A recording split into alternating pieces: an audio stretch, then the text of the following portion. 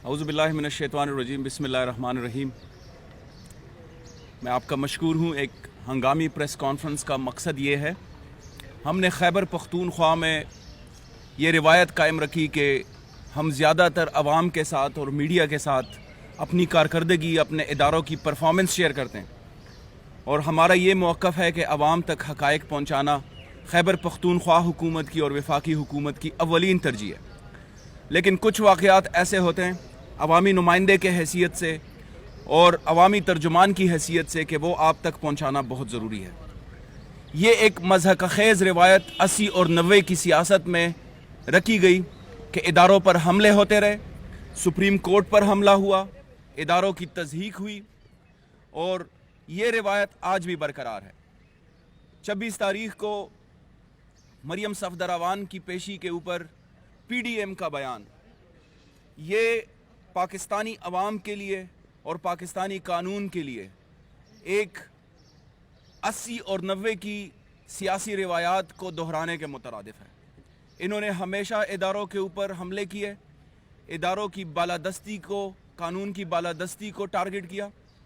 इसी तनाजुर में 26 तारीख़ को जो ये नैब के सामने पेश हो रही हैं, इन्होंने जो कॉल दी है ये इंतहाई काबिल मुज़म्मत है।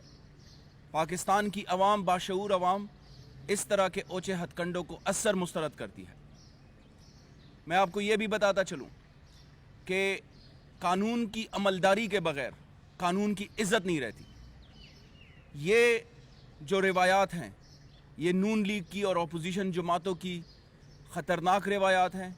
ये पाकिस्तान में कानून की बालादस्ती के लिए, पाकिस्तान में इदारों की, आईनी इदारों की इज़्ज़त के लिए एक बहुत बड़ा सवालिया निशान है। मैं आपको ये बताता चलूँ कि अगर यही रिवायत रही तो जिसके लिए हमने स्ट्रगल की, कानून और आईन की बालादस्ती के लिए, ये वो अधूरा ख्वाब रह जाएगा। जब ये अजीब और मज़हक़-ख़ेज़ रिवायात रखी जा रही थी तो उस वक्त ये नहीं सोचा गया कि जिस जगह पे कानून की अमलदारी ना हो वहाँ पे कानून की इज़्ज़त नहीं होती, और वो फिर मुल्क नहीं एक बनाना रिपब्लिक बन जाती है।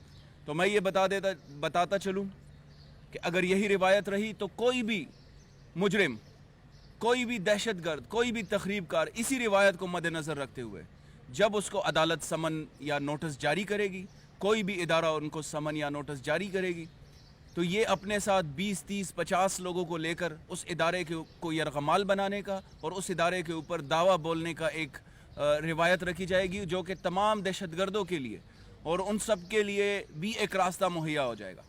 मैं ये समझता हूँ कि अब वक्त आ गया है कि अवाम को हक़ाइक़ दिखाया जाए। इनकी करप्शन के लिए, इनके NRO के लिए अवाम ना सड़कों पे निकलेगी, ना अवाम ख्वार होगी। इनको हमेशा की तरह अजीमत का सामना करना पड़ेगा। पेशावर में इनका जलसा नाकाम हुआ, लाहौर में इनका जलसा नाकाम हुआ, और जहाँ जहाँ पे इन्होंने प्रोटेस्ट किए उनको ना अवाम निकली, ना अवाम की तरफ से सपोर्ट मिली, क्योंकि ये इनका NRO के लिए एक प्रेशराइजिंग टैक्टिक्स हैं। मैं सिर्फ ये बता देता चलूँ कि नैब के सेक्शन 31 के तहत कोई भी शख्स अगर नैब की कार्रवाई को हैम्पर करने की कोशिश करेगा या करेगी तो उसके ख़िलाफ़ एक्शन लिया जाएगा, और 10 साल तक कैद, उनको 10 साल तक सज़ा मिल सकती है। तो ये सारे मामलात मद्देनज़र रखे जाएं और नैब को और तमाम इदारों को अपने आईनी इख्तियारात और कानूनी इख्तियारात के तहत काम करने दिया जाए। मैं यहाँ पे इस बात पे कंक्लूड करता हूँ कि हमने पाकिस्तान में कानून और आईन की बालादस्ती की कसम उठाई है।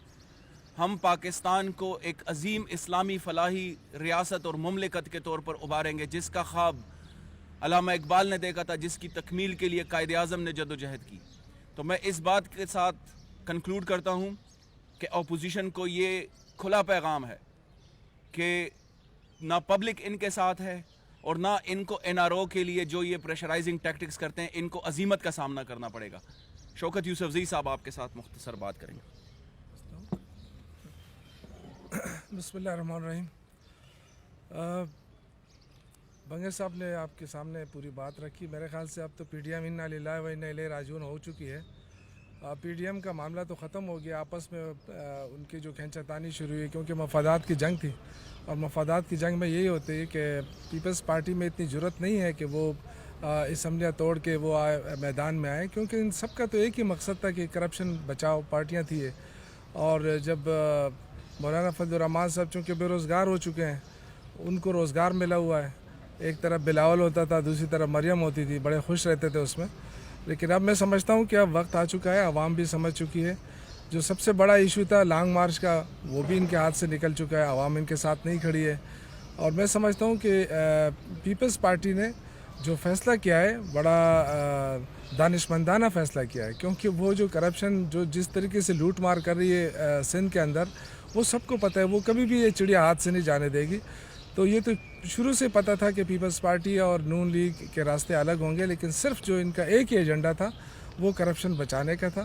اور اس وقت میں سمجھتا ہوں کہ سب سے زیادہ جو محنت ہو رہی ہے, کوشش ہو رہی ہے, وہ عمران خان کی طرف سے کہ جو مہنگائی ہے, جو مشکلات ہیں, وہ حل کیے جائیں. کیونکہ جب ہمیں اقتدار ملا کافی مشکلات رہی تھی اس ملک کے اندر, اللہ کے فضل سے آہستہ آہستہ وہ مشکلات کم ہوتی جا رہی ہیں. ہماری معیشت بہتر ہو رہی ہے. کرونا کے باوجود آپ دیکھیں کہ ہمارا ایکسپورٹ بہتر ہو رہا ہے, ہمارا روپیے کی جو ہے وہ استحکام آ رہا ہے. ہماری تو آہستہ آہستہ جو کنسٹرکشن کاروبار ہے اس کو فروغ مل رہا ہے, لوگوں کو روزگار مل رہا ہے. تو وہ چیزیں جو اب ٹریک پر آ چکی ہیں, انشاءاللہ تعالی آہستہ آہستہ بہتری کی طرف جا رہے ہیں. اور جو ہمارا نیکسٹ ایجنڈا ہے وہ مہنگائی کا خاتمہ ہے, اور اس کے لیے پوری ہماری صوبائی حکومتیں ہیں, ہماری مرکزی حکومت ہے, ہم پوری کوشش کر رہے ہیں کہ اس مہنگائی کے خلاف اب جنگ لڑیں اور کرونا کے خلاف جنگ لڑیں.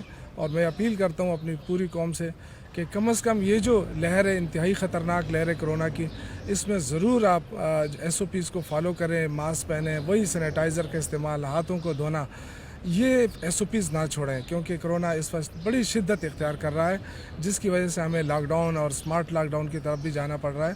تو میں اسی کے ساتھ اپنے الفاظ ختم کرتا ہوں کہ ہمیں گھبرانے کی ضرورت نہیں ہے, اس لیے کہ اپوزیشن جو چیخ رہی تھی وہ چیخیں ان کی سنائی دیں گی آپ کو, باقی کچھ بھی نہیں ہے.